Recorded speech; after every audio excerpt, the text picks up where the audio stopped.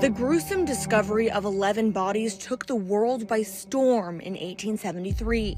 The cold-blooded, murderous family seemingly vanished into thin air. It's been a cold case for 150 years.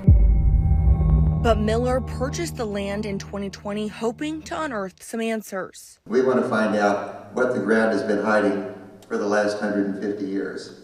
The Benders immigrated from Germany in 1870 to claim their 160 acres of land offered to settlers by the 1862 Homestead Act. The family of four built their 16 by 24-foot home along the Osage Mission Trail. Well, this was like the interstate highway of the day. You didn't have roads. The Benders utilized the back of the home as their living space and turned the front into a shop and inn for travelers of the trail. It appeared as the perfect pit stop to refuel. Travelers stopped to pick up supplies and continue on, or they could choose to stay the night and enjoy a warm meal. But unfortunately for some, that was their last meal. The events that took place inside that home would soon become local legend. Person after person was reported missing while traveling along the Osage Trail, but each case went cold. The last known traveler to fall victim to the Bender family was Dr. William York, but York wasn't like the other victims. Most of their victims, we believe, were people that were out of the area, single people. Maybe they wouldn't be missed. His name held much more weight. A prominent doctor from southwest of Independence stopped by here and went missing. And his brother was a very prominent Kansas state senator. When Dr. York didn't return home, an army of men set out to retrace his footsteps, stopping at every doorstep along the way.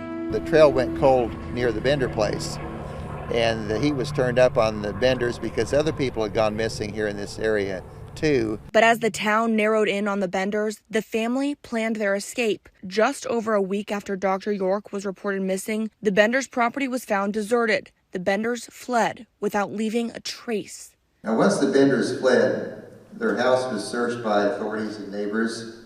When the authorities and other men walked into the cabin, they smelled this putrid stench, the smell of death. Inside, they found 3 hammers, a knife, and a trap door leading from the house to a cellar. According to a report from the Kansas City Times, inside the trap door, quote, beneath in a pit 6 feet deep was a pool of blood, but no bodies. The search continued the following day with an army of men, shovels, and plows. About 100 yards from the home, buried in the apple orchard, at least 8 bodies were unearthed. Of them, Dr. York, who was identified by his own brother in nauseating conditions. His head had been beaten in with the hammer. His throat was cut so deep it almost fell off. Based on evidence collected at the scene, local authorities believe the Benders invited the victims to dinner and sat them with the back of their head against the cloth that separated the 2 rooms. While the victim ate what would be their last meal, one of the Benders would stand behind the cloth and strike the guest in the head with a hammer. When they fell to the ground, the Benders would then slit their throat before dropping them through the trap door into the cellar. Then slit their throat so deep that they were almost Pez dispensers. Since the Benders weren't around to confirm or deny the allegations, rumors spread across the nation. 150 years later, and the story isn't over. We think there also could be other bodies out here that have been overlooked for 150 years. After going untouched for over a century, Miller invited research students and professors from the University of Kansas to analyze the property, hoping their tools could reveal what the dirt has been hiding. Obviously, there's nothing that's going to x-ray the ground and say, hey, there's a skeleton there. But they have stuff where they look for hot spots and ground anomalies, because when the ground is dug up and disturbed, even though you put it back, that disturbance remains forever. And they're looking for those anomalies of ground disturbances.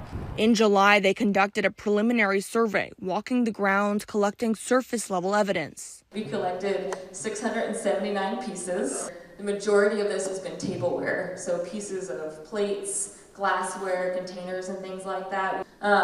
Some bone, And some clothing, we found some buttons and stuff recently. Since 1873, the property has had multiple owners. However, according to Miller, records show the Benders were the only ones to ever build and live on the property.